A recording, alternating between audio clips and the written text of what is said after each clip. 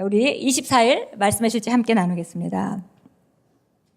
오늘 제목은 폭풍을 향해 말하십시오. 그래서 우리가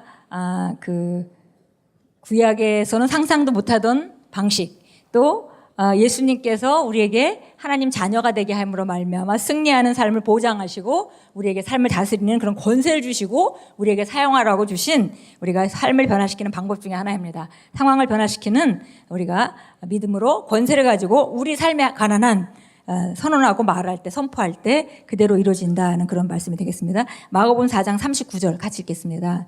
예수께서 깨어 바람을 꾸짖으시며 바다더러 이르시되 잠잠하라 고요하라 하시니 바람이 그치고 아주 잔잔하여지더라. 그래서 예수님께서 바로 똑같이 모범을 보여주셨습니다. 그래서 풍랑이 일고 막 파도가 높아질 때 예수님께서 잠잠하라라고 한마디 하시니까 잠잠해졌어요. 그래서 제자들이 도대체 이분이 누구시길래, 도대체 어떤 분이시길래 파도도 이렇게 잔잔해지냐 이렇게 놀랐습니다. 근데 똑같은 능력을 하나님 자녀인 우리에게 하나님께서 우리에게 주셨다는 것입니다. 읽겠습니다. 하나님께서는 당신이 무기력하고 장애가 있는 것처럼 살기를 원치 않으십니다. 그분은 당신이 삶에서 책임을 지고 당신의 상황에 대해 무언가를 하기 바라십니다. 당신이 삶에 무슨 일이 일어나게 해야 합니다. 주님, 제 상황을 보지 못하십니까? 무엇이라도 해주십시오 라고 울부짖었을 수도 있습니다. 그래서는 안 됩니다. 당신이 바로 무언가를 해야 할 당사자입니다. 하나님께서 당신에게 능력을 주셨기 때문입니다. 예수님께서처럼 행동하십시오. 예수님은 말로 폭풍을 잠잠케 하셨습니다. 그분은 맹렬한 폭풍을 향해 잠잠하라 고요하라 라고 말씀하셨습니다. 그러자 아주 잔잔해졌습니다. 어떤 이유로 상황에 대해 불안해지고 두려울 때에 당신이 해야 할 일은 간단합니다. 그저 오른손을 가슴에 대고 예수 이름으로 진정되어라 라고 말하는 것입니다. 그러면 예수님의 평안이 당신의 혼을 압도할 것입니다. 바람이 거칠어져서 배로 물이 들어오자 제자들은 몹시 두려워했습니다. 그들은 예수님께 다가가 선생님이여 우리가 죽게 된 것을 돌아보지 아니하시나이까 라고 말했습니다.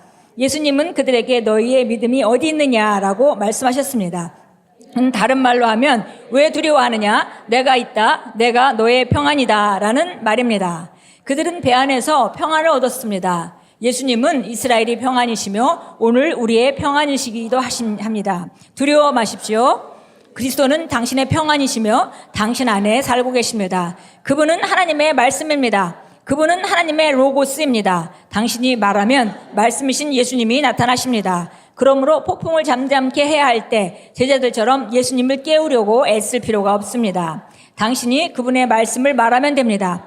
성경이 그리스도의 말씀이 너희 속에 풍성히 거하게 하라고 말하는 것은 당연합니다. 예수님은 너희가 내 안에 거하고 내 말이 너희 안에 거하면 무엇이든지 원하는 대로 구하라고 말씀하셨습니다. 무엇을 원하십니까? 불평하거나 애걸하지 말고 말씀을 말하십시오. 구하여 받으십시오. 할렐루야. 아멘. 그래서 오늘 특별히 우리가 새로운 피조물들에게 하나님이 주신 그 삶을 다스리는 방식, 우리가 말을 통해서 다스리죠. 근데 그 말이 그냥 말한다고 되는 것이 아니라 그 권세의 자리에 권세를 우리가 인식하고 권세 자리에 올라가서 믿음을 가지고 선포하면 바로 우리가 선포하는 대로 된다고 했습니다. 그래서 무조건 우리가 믿으려고 믿어지는 게 아니고 말씀이 우리 안에 들어가서 말씀이 역사할 때 우리가 그 분야에 대해서 믿음이 생기게 되죠. 그래서 그 믿음을 갖고 우리가 선포할 수가 있습니다. 그래서 여기 보니까 그리스도의 말씀이 너희 속에 풍성히 거하게 하라. 그랬습니다. 그리고 우리가 그분 안에 거하고 그분의 말이 우리 안에 거하면 그 말에 대해 선포할 때 그 선포는 반드시 이루어진다는 것입니다. 그래서 우리가 삶에 혹시 과거에 기도할 때 이런 기도 방식을 사용하지 않았다 하더라도 전부 다 우리 훈련을 해야 합니다.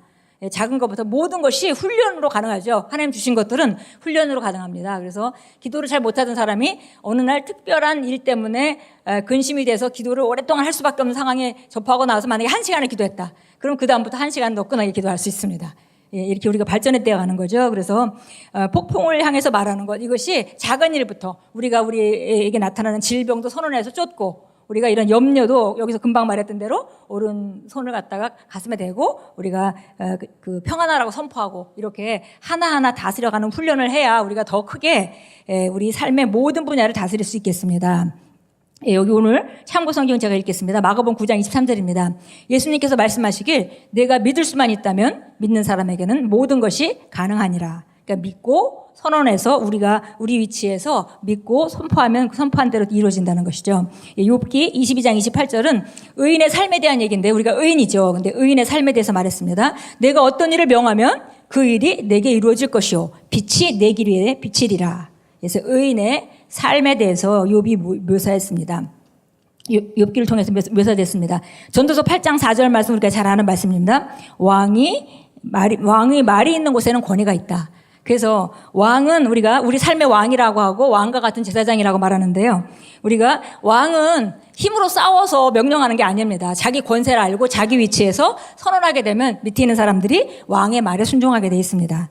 그래서 우리가 삶을 다스릴 때 마치 왕이 다스리듯이 권세를 가지고 그다음에 말로 선언해서 다스리는 것이다. 이렇게 우리가 알 수 있습니다. 우리 함께 고백하겠습니다. 귀하신 아버지, 예수님 안에서 내가 가지고 있는 축복과 권세로 인해 감사드립니다. 그리스도는 나의 평안입니다. 이제 나의 삶과 직장과 사업과 가족과 나와 관련된 모든 것에 평안을 선언합니다. 성령님의 영광과 평온이 나를 압도합니다. 나는 영원한 성공과 기쁨과 승리의 길로만 나아갑니다. 예수 이름으로 고백합니다. 아멘.